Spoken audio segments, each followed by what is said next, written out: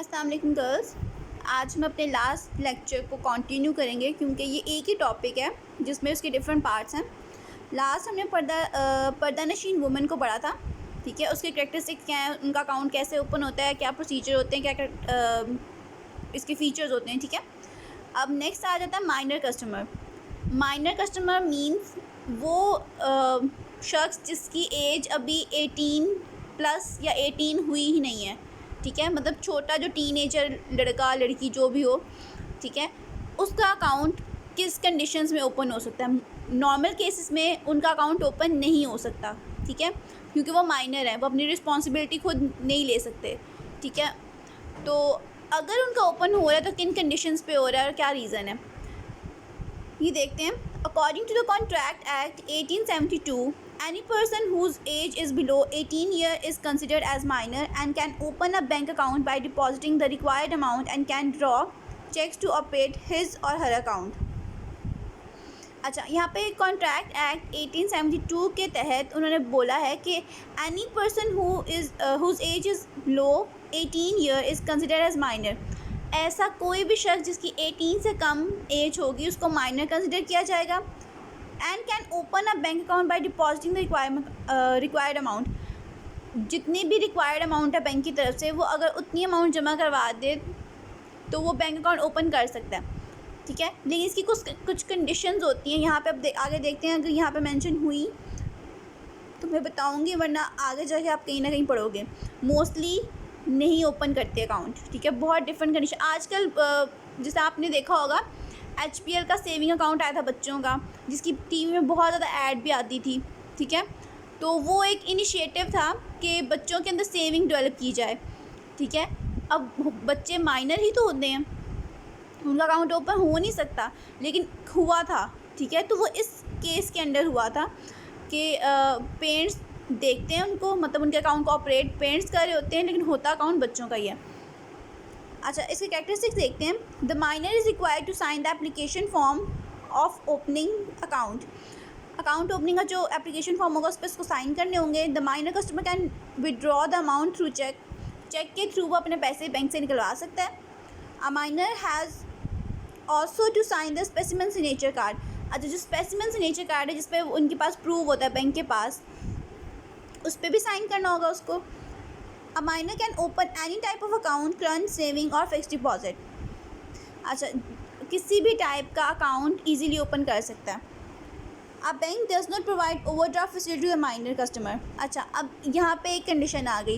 Condition ये है कि वो ओवरड्राफ्ट फैसिलिटी माइनर को कभी भी नहीं देंगे। क्यों? क्योंकि क्या पता वो सेविंग कर रहा हो या कुछ, ठीक है, अचानक उसको पैसे भी चाहिए हो, लेकिन वो कभी भी रिस्क नहीं लेंगे, क्योंकि वो जाहिर सी पता है जो 18 से छोटा होता है ना बच्चा, उसको एक छोटा बच्चा ही कंसिडर किया जाता है, ये समझदार नहीं है, ठीक है। तो ओवरड्राफ्ट फैसिलिटी उनको दी जाती है जिन पे ट्रस्ट होता है, ठीक है, और वो एक माइनर पे कभी भी बैंक ट्रस्ट नहीं करेगा। नेक्स्ट, बैंक चार्जेस इंटरेस्ट और service charges from minor customer because he avails almost all the banking facilities as avail by other customer.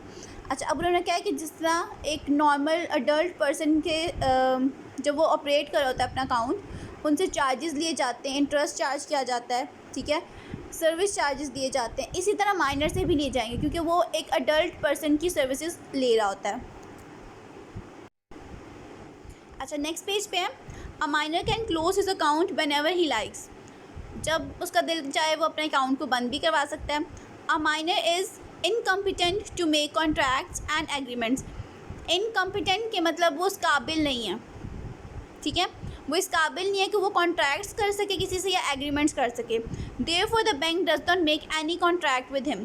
इसलिए बैंक उनके साथ कोई भी कॉन्ट्रैक्ट नहीं बनाएगा। If the minor proves by fraud that he is an adult and gets the loan, then the bank cannot receive its money and interest back. अच्छा, अब यहाँ पर उन्होंने एक कंडीशन दे दी है, मतलब कंडीशन नहीं, सिचुएशन दी है उन्होंने कि अगर कभी ऐसा हो कि एक 16 साल का 16 या 17 साल का एक बच्चा हो, ठीक है, एक माइनर हो, और वो आकर नकली डॉक्यूमेंट्स दिखा दे, ठीक है, और वो प्रूव कर दे कि मैं 20 ईयर्स का हूँ, ठीक है, और नकली डॉक्यूमेंट्स दिखा दे, ठीक है, और बैंक मान भी ले कि वो 20 ईयर्स का है, ठीक है, वो अपने आप को क्या कंसिडर करवा रहा है उनके सामने अडल्ट, कि मैं बड़ा हूँ, ठीक है। तो अगर इस केस में वो ये प्रूव कर दे कि वो बड़ा है और बैंक से लोन ले ले इस चक्कर में, ठीक है, तो अगर बाद में पता चल जाए कि ये फ्रॉड था और वो एक माइनर है और उसका तो कोई लीगल राइट ही नहीं है कि वो आकर लोन ले सके या कुछ, ठीक है, तो वो जो लोन उसने लिया होगा ना वो क्लेम नहीं कर सकते, ठीक है। बैंक वाले उसको ये नहीं कह सकते वापस दो, क्योंकि पहले बैंक पे केस हो जाएगा कि आपने माइनर का अकाउंट ओपन किया ही क्यों। तो इसलिए जो वो ना यहाँ लिखा हुआ है ना, can not receive is money. अच्छा, इसमें यही है कि वो लोग अपने क्लेम नहीं कर सकते अपने पैसे वापस, क्योंकि उन पे ही केस हो सकता है। नेक्स्ट है, if the account of minor is open in the name of his guardian then guardian can get loan और ओवरड्राफ्ट फैसिलिटी। अच्छा, अब उन्होंने कहा है कि अकाउंट एक माइनर का हो, ठीक है, लेकिन उसको ऑपरेट करने की, मतलब उसको चलाने की सारी फैसिलिटी जो है उसके गार्डियन को दी गई हो। अब गार्डियन में आपके पेरेंट्स आ सकते हैं, ठीक है, या फिर कोई और जो आपका ख्याल रख रहा हो, ठीक है, जैसे इन केस अगर किसी के पेरेंट्स नहीं हैं तो जो उसकी रिस्पॉन्सिबिलिटी उठा रहा है ना वो उसका गार्डियन होगा, ठीक है। तो जो भी गार्डियन होगा ना वो उस अकाउंट को ऑपरेट करेगा। और उन्होंने कहा है कि वो गार्डियन लोन भी ले सकता है और ओवरड्राफ्ट फैसिलिटी भी अवेल कर सकता है। In this case the guardian only shall be responsible to return the amount of overdraft और लोन। अच्छा, अगर तो उसने लोन ले लिया, ठीक है, तो माइनर पे बात नहीं आएगी। अगर ऐसा हुआ कि उसने लोन ले लिया वो वापस नहीं कर रहा, ठीक है, तो माइनर को कोई कुछ नहीं कहेगा, सारे गार्डियन के पीछे भागेंगे कि गार्डियन से पैसे लेंगे, ठीक है। ये तो फीचर्स हो गए माइनर अकाउंट के। अब आ जाते हैं जॉइंट कस्टमर। अच्छा, जॉइंट कस्टमर का मतलब है जब एक से ज़्यादा लोग अकाउंट ओपन करवा रहे हों, ठीक है, दो या दो से ज़्यादा लोग, ठीक है। अब यहाँ पे पढ़ते हैं इसमें क्या है इसकी कैरेक्टरिस्टिक्स हैं। When 2 or more than 2 person jointly open an account with a bank, then they are known as joint customer। जब दो या दो से ज़्यादा लोग अकाउंट ओपन करवाते हैं मिलकर तो उसे जॉइंट अकाउंट कहते हैं। Under joint account any one of the account holder और all of them jointly operates the bank. अच्छा, अब उन्होंने एक कंडीशन होगी इसमें, या तो कोई एक बंदा चलाएगा अकाउंट को या तो सारे के सारे चलाएंगे, ठीक है। तो जब फॉर एग्ज़ाम्पल अगर मैं और मेरी दो और बहनें हम तीनों मिलकर एक अकाउंट ओपन करवाना चाह रहे हैं, ठीक है, हमने करवा लिया, ठीक है, लेकिन अकाउंट ओपन करते हुए मैंने बता दिया कि सिर्फ मैं चलाऊंगी अकाउंट को, ठीक है। अब मैंने बैंक को बता दिया तो चेक पे साइन भी मेरे चलेंगे, हर जगह परमिशन भी मेरी रिक्वायर होगी, ठीक है। लेकिन अगर मैं ये डिमांड ना करती और मैं कहती हम तीनों बहनें चलाएँगी, ठीक है, तो हम तीनों में से किसी के भी साइन के साथ अमाउंट हम विड्रॉल करवा सकते हैं। और जब तक तीनों की परमिशन नहीं मिलेगी कोई भी प्रोसीजर नहीं हो सकता, कोई काम नहीं हो सकता, ठीक है। कैरेक्टरिस्टिक्स क्या है इसके? To open a joint account with bank all the person who will operate the account sign account opening form. जो अकाउंट ओपन करवा रहा है, अब देखो 2 हो सकते हैं, 3 हो सकते हैं, 4, 5, 6, वो डिपेंड करता है, ठीक है।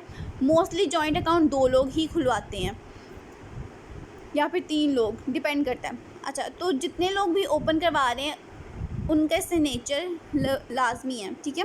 ओपनिंग जो फॉर्म होगा ना उसके ऊपर साइन करने हैं। नेक्स्ट है, all the person deal with bank jointly और they authorise one of them for this purpose. अच्छा, उन्होंने बोला कि या तो वो सब मिल के करेंगे, ऑपरेट करेंगे अकाउंट को, या फिर कोई एक बंदे को वो अथॉरिटी दे देंगे, ठीक है, उसको रिस्पॉन्सिबिलिटी दे देंगे कि तुमने ही ऑपरेट करना है अकाउंट को। All the members of this account decide before its opening about the amount to be deposited. अच्छा, अकाउंट ओपन करने से पहले वो डिसाइड कर लेंगे उन्होंने कितने पैसे जमा करवाने हैं। This is in case of death of member who has to do this job and how is the account to be operated. अच्छा, उन्होंने ये बताया कि अगर किसी की डेथ हो जाए, ठीक है, तो जो अमाउंट होगी वो ऑपरेट कैसे होगी, उसको क्या करना है आगे, ठीक है, वो सब फिर उसके हाथ में होगा। नेक्स्ट है, if one of the members is authorise to operate the account then it is also decided the facility of credit or overdraft can be availed by this particular person or not. अच्छा, अब जिस तरह अगर मैं अपनी बहनों में मैं ऑथराइज पर्सन हूँ, मैं सिर्फ अपना अकाउंट चला सकती हूँ, ठीक है, तो हम लोगों ने अकाउंट ओपनिंग के टाइम पे ही डिसाइड करना है कि मैं ओवरड्राफ्ट फैसिलिटी या लोन फैसिलिटी ले सकती हूँ या नहीं, ठीक है, और अगर मैं ले भी लिया तो मैं उसके लिए रिस्पॉन्सिबल हूँगी भी या नहीं, ठीक है, तो ये सारी बातें हमने पहले ही डिस्कस कर लेनी है. नेक्स्ट है, if the member of joint account have not authorised any member to operate the bank then all member must sign the cheque drawn. अच्छा, अब यहाँ पे उन्होंने ये बताया कि अगर हम लोगों ने किसी एक बंदे को ज़िम्मेदारी नहीं दी अकाउंट चलाने की, तो जब तक अगर फॉर एग्ज़ाम्पल जिस तरह मैंने एग्ज़ाम्पल दी 3 बहनों की एग्ज़ाम्पल दी थी, ठीक है, जब तक तीनों बहनें हम साइन नहीं करेंगे चेक के ऊपर, अकाउंट में से कोई भी पैसे नहीं निकलवा सकता, ठीक है, तीनों के सिग्नेचर होना बहुत ज़रूरी है. अच्छा, नेक्स्ट है, there is no restriction on joint customer to open a particular account. It can open any type of deposit, current saving and fix deposit. अच्छा, उन्होंने बोला है कि किसी भी टाइप का अकाउंट ईजिली ओपन करवा सकते हैं. In case of joint stock of husband and wife, both have to decide about operate the account in case of death of either spouse. अच्छा, स्पाउस का मीन्स होता है साथी या फिर जो ऑपोजिट ऑफ हस्बैंड और वाइफ, ठीक है. अगर हस्बैंड की बात करें, हस्बैंड का स्पाउस होगा वाइफ, वाइफ का स्पाउस होगा हस्बैंड. अच्छा, इस केस में उन्होंने ये बोला है कि अगर हस्बैंड और वाइफ का जॉइंट अकाउंट है तो उन्होंने पहले ही डिसाइड कर लेना है कि अगर किसी की डेथ हो जाए, ठीक है, तो उसको ऑपरेट कैसे किया जाएगा, क्या कंडीशंस होंगी. अच्छा, नेक्स्ट आ जाता है ट्रस्टी. ट्रस्टी है क्या, पहले इसको पढ़ लेते हैं. Trustee is a person who take care of the affairs or look after the property on the behalf of another person. जिस तरह अगर मैं अपनी बात करूं, तो अगर मैंने अपने लिए एक बंदा हायर कर लिया, ठीक है, और उसको मैंने बोला, अच्छा मेरे पास गाड़ी, और मैंने एक बंदा हायर करके उसको बोला कि आपने मेरी गाड़ी का ख्याल रखना है, आपने इसकी सर्विस करवानी है, इसको धोना आपने है, इसके ऊपर मतलब जो शाइनिंग मटीरियल अप्लाई करते हैं वो आपने करना है, मतलब उसकी जितनी भी मेंटेनेंस है वो सारी आपने करनी है, ठीक है.